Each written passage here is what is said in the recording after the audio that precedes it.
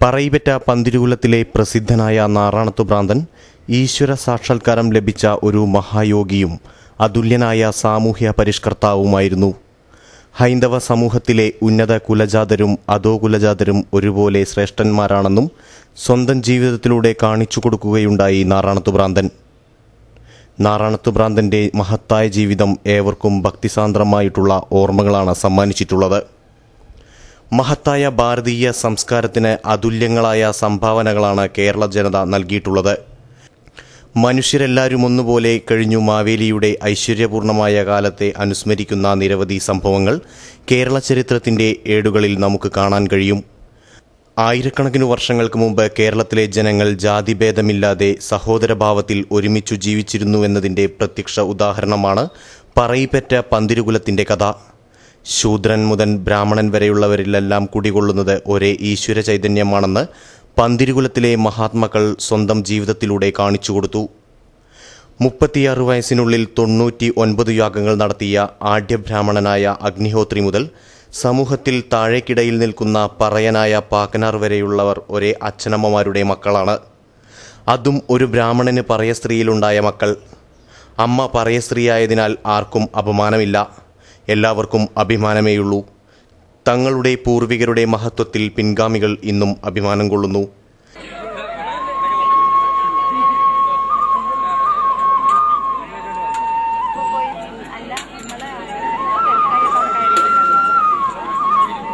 പന്ത്രണ്ടു മക്കളെ പെറ്റൊരമ്മേ, നിന്റെ മക്കളിൽ ഞാനാണ് ഭ്രാന്തൻ. 12 രാശിയും നീറ്റുമമ്മേ, നിന്റെ മക്കളിൽ ഞാനാണ് അനാഥൻ.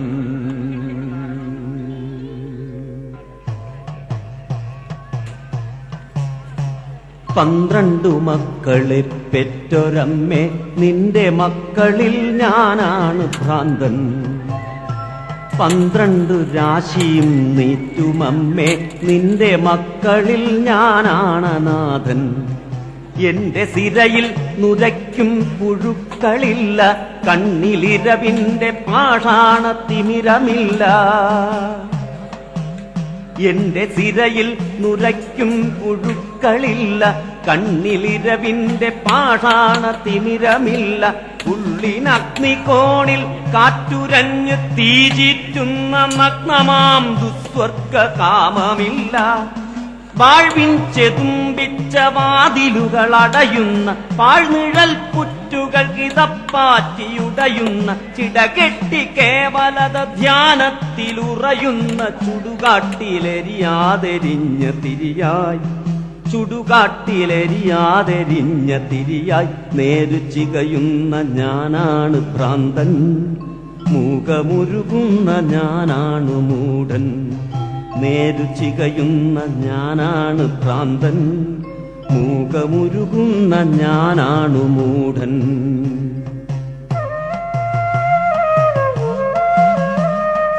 പറയിപെറ്റ പന്തിരുകുലത്തിലെ ഒരു പ്രധാനിയാണ് നാറാണത്തു ഭ്രാന്തൻ. അദ്ദേഹം ആദ്യകാലങ്ങളിൽ വളർന്നുവന്ന നാരായണമംഗലം മന ചെർപ്പളശ്ശേരിക്കടുത്ത ചെത്തല്ലൂരിലാണ്. അവരുടെ പിൻതലമുറക്കാർ ഇന്നും അവിടെ ജീവിക്കുന്നുണ്ട്. കുമാരസ്വാമി ഭട്ടതിരിപ്പാടാണ് ഇപ്പോഴത്തെ കാരണവർ. നാരായണമംഗലം മനയുടെ ഒരു വിഭാഗം നാറാണത്തു ഭ്രാന്തന് ദേവീ ദർശനം ലഭിച്ച രായിരുനെല്ലൂർ മനയിൽ ദേവീക്ഷേത്രത്തിലെ കാര്യങ്ങൾ നടത്താൻ രായിരുനെല്ലൂരിൽ താമസിച്ചു വരുന്നു.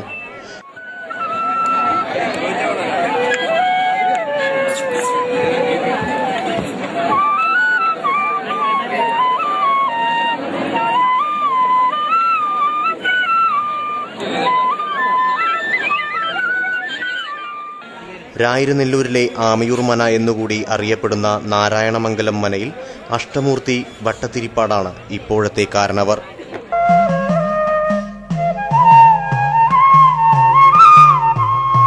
കോയ്മയുടെ കോലങ്ങളെരിയുന്ന ജീവിത ചുടലയ്ക്കു കൂട്ടിരിക്കുമ്പോൾ കോവിലുകളെല്ലാം ഒതുങ്ങുന്ന കോവിലിൽ കഴകത്തിനെത്തി നിൽക്കുമ്പോൾ പോയ്മയുടെ കോലങ്ങളെരിയുന്ന ജീവിത ചുടലയ്ക്കു കൂട്ടിരിക്കുമ്പോൾ കോവിലുകളെല്ലാം ഒതുങ്ങുന്ന കോവിലിൽ കഴകത്തിനെത്തി നിൽക്കുമ്പോൾ കോലായിലിക്കാലമൊരു മന്തുകാലുമായി തീകായുവാനിരിക്കുന്നു.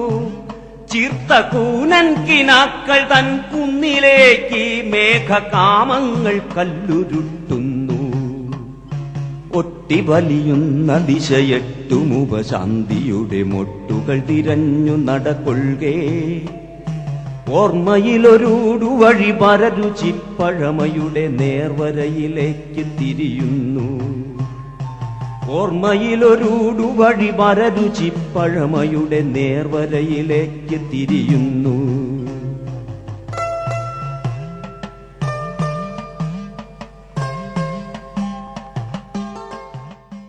നാറാണത്ത് ഭ്രാന്തന്റെ ദിവ്യതകൾ പറഞ്ഞാൽ ഏറെയുണ്ട്. അദ്ദേഹത്തിന്റെ പതിവായിട്ടുള്ള പ്രവൃത്തി വലിയ കല്ലുകൾ ഉരുട്ടി മലയുടെ മുകളിൽ കൊണ്ടുചെല്ലുകയും മുകളിലാകുമ്പോൾ കൈവിടുകയും കല്ല് സ്വയമേവ കീഴ്പോട്ട് ഉരുണ്ടുപോകുന്നതു കണ്ട് കൈകൊട്ടിച്ചിരിക്കുകയുമാണ്. ഇത്രയും വലിയൊരു കല്ല് മലയുടെ മുകളിലേക്ക് കയറ്റാൻ വലിയ വിഷമമാണ്. എന്നാൽ അത് താഴേക്ക് ചാടിക്കാൻ എളുപ്പവുമാണ്. കല്ല് താഴെയെത്തിയേ നിൽക്കൂ എന്ന വസ്തുതയെ ആസ്പദമാക്കി മനുഷ്യന്റെ ജീവിതസ്ഥിതി ഇതിനോട് സാദൃശ്യമാണെന്ന് എല്ലാവരെയും ബോധ്യപ്പെടുത്താനാണോ എന്നും നമുക്ക് സംശയിക്കേണ്ടിയിരിക്കുന്നു.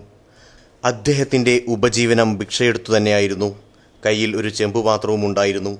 ഭിക്ഷ യാചിച്ചിട്ട് അന്നന്ന് കിട്ടുന്ന അരി മുഴുവനും വൈകുന്നേരമാകുമ്പോൾ എവിടെയെത്തുന്നുവോ അവിടെ വെച്ച് സ്വയം പാകം ചെയ്ത് ഭക്ഷിക്കും. സ്വയം പാകം ചെയ്ത ഭക്ഷണമല്ലാതെ പതിവില്ല. ഭക്ഷണം തന്നെ ഒരു നേരമേ ഉള്ളുതാനും.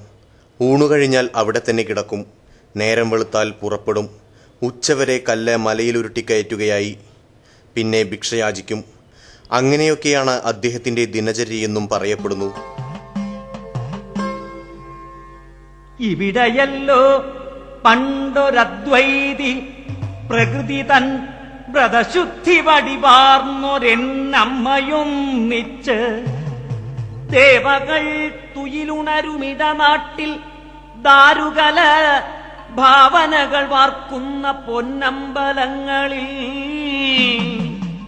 പുഴകൾ വെൺപാവിനാൽ വെണ്മ നെയ്യും നാട്ടുപൂഴിപ്പരപ്പുകളിൽ